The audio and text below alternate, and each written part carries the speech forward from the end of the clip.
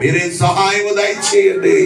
అనేక మందికి మేలు చేయు నిమిత్తమై నీ దాసుని బహుబలముగా కావలసిన ఆర్థిక వనరులు సమృద్ధిగా దయచేసి కార్యములు నిర్వహించడానికి సహాయము దయచేయమని ప్రార్థిస్తున్నాము నాయనా.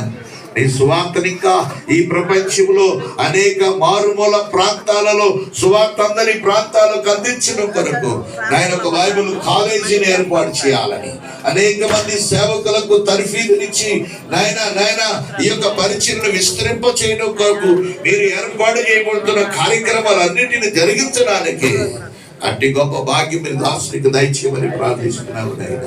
ఇంకా నా ప్రభా మీ దాసుని యొక్క ఆలోచనలో, మీ దాసుని యొక్క మనసును కలుగుతున్నటువంటి ప్రతి ఒక్క ఉద్దేశం, ఆ తలంపులు యావత్తు మీ చేతికి అప్పగిస్తున్నాము.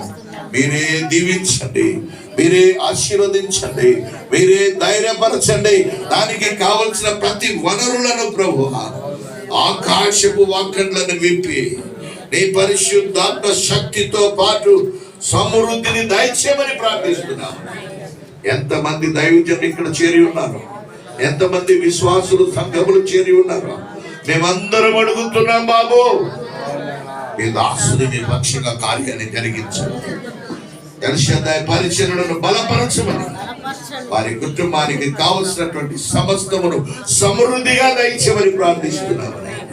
అయ్యా, మీరు ప్రేమించి అనుగ్రహించిన కుమారుడు ఆశాను బట్టి నాయన, వారిని ప్రేమించిన భార్య మెరుసులను బట్టి, కుమారుడు కుమార్తెను బట్టి నీకు వందనాలయ్యా. రవితేజను బట్టి మీకు వందనాలయ్యా.